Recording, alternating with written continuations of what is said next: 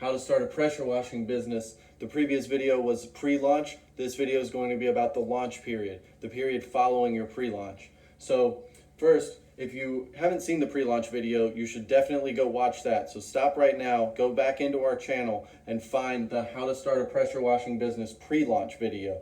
Watch that, then come back to us and finish this. For those that have, I want to recap real quick. It's online presence, social media, at least a week of door hanging, all your systems are a go. You've scheduled your first 2 or 3 jobs, and you've essentially created that online presence, that online ecosystem that you want to drive your clients to so that they can see the brand that you've been building for the last month or two. So your pre-launch period should be 30 to 60 days, depending on how much you want to build, how much content you need to put online. So with that being said, let's talk a little bit about the launch period. So first thing about the launch period is if you have a job, keep it, okay? There's nothing wrong with keeping your job. Actually, keeping your job allows you to put more of your revenue back into your company. And what this is going to do for you in your launch period, especially with a business that's starting with very little capital, is that every dollar you can reinvest has an exponential effect on your business. So if you can't do this because you're already going full-time at this or you're currently unemployed, don't worry. We can make up for some of this reinvestment and effort. Okay? So the next thing I want to talk about is your launch period. In your launch period, on your first day, you're going to have a service visit. That service visit is going to be one of the 2 or 3 or 4 jobs that you've lined up so that you have consecutive days starting out with work. And your job as the owner operator of this business is to continue to market yourself weekly and ensure that daily you are trying to draw in some type of estimate so that you can continue to move forward with staying 2 or 3 days booked out. Okay, so take advantage of what you've set up in your pre-launch and ensure that that foundation remains by continuing to market and sell yourself. On that first service visit, the day prior to that, you're going to want to test all of your equipment if you haven't done so already. That's really important. You don't want to get out to the job with 1, not knowing how to work your equipment, but 2, also to have a plan for that job. You want to be able to attack your job, so start planning your days out the day before and make sure that when you show up, you know exactly what services you're doing, how you're going to attack that job to make it the most efficient visit possible. The faster that you can get at getting in and getting out of a property and leaving a good customer experience is going to be the best thing possible for your profit margins. As well, you need to set up goals, not just a full month like a 30-day plan. You want to have a vision set up for that month, but you also want to have weekly goals to make sure that you're assessing what it is that you're doing throughout that month and seeing where you're on pace to either hit your goals or fall short of them and how you can change that in order to affect the end outcome of that first 30 days. Okay, so some of the goals that you can set up within this plan so that you can determine how you're going to get to them are going to be things like your total revenue. Okay, you want to make sure that you have a goal that's attainable, that's a revenue stream that you can go out there and try to attack.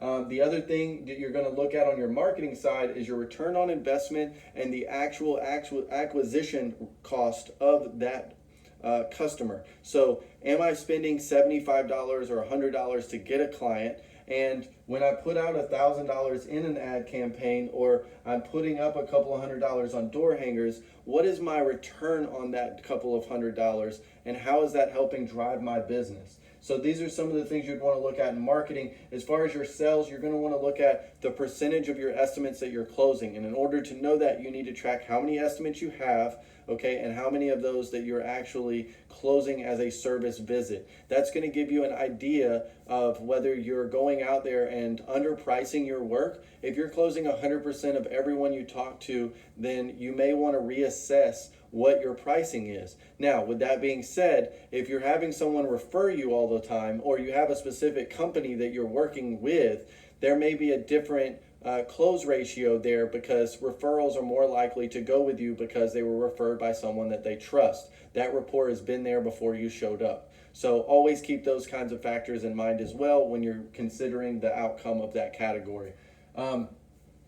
The other things that I want to talk about is from day one, you want to track everything, okay? You want to track the hours that it takes to wash a house so that later you can determine, am I washing the house faster now that I'm more efficient with my process, or that more because I've gained some skills? Also, did we just purchase a piece of equipment? And is that equipment saving us money and labor costs because it's allowing us to move faster? You will know this if you're tracking how fast you're able to wash houses. The other thing, or any service that you're offering.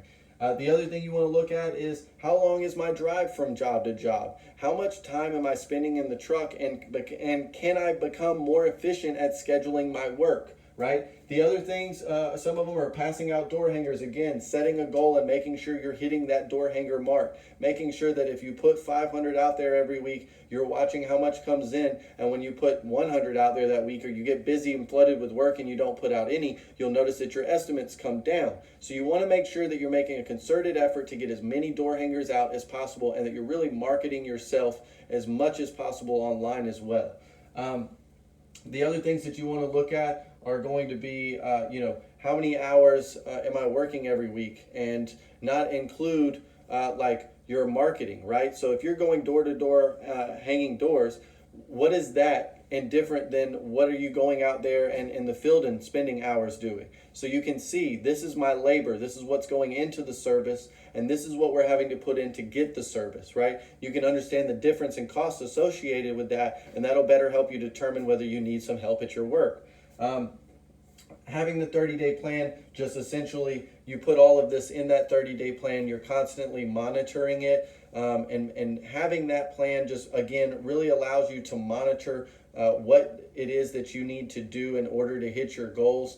Having the weekly plan really lets you see what pace you're on and what things that you may need to immediately change in order to end up hitting that goal at the end of the month.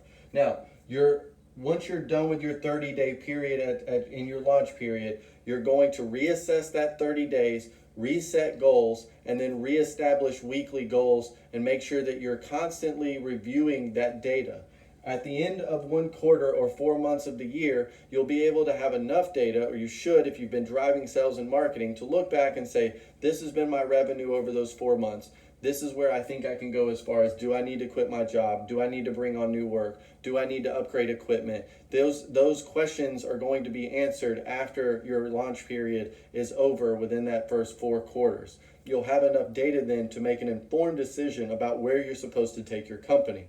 I will give you a great example is when I started my business. We drew up a business plan, we had an idea, and we went out there and we attacked it. At the end of the 4 months, I went back and we reviewed the data as we had been throughout the entire launch period. And what we realized is we had severely underestimated ourselves. We had to go back and rewrite the business plan in order for us to be making sure that we are targeting the right goals, right? Ours wasn't as lofty as they should have been, and now that we know our systems, that once they were in place, are working effectively and efficiently, we can rewrite that and kind of give ourselves a different point to go out and try to reach. So hopefully this is going to help you as well. Just establish that foundation, be able to monitor your systems, understand your profit margins, and see your revenue.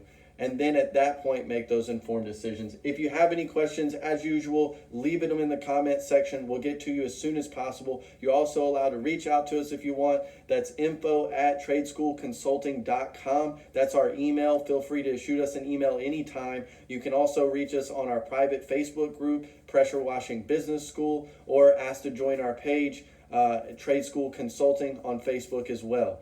Thank you again, guys. Please subscribe to the channel. Again, we add a lot of videos and a lot of information throughout the week, and we just want to make sure that you're being notified when we do release that information. Thanks again. Have a good week and good luck.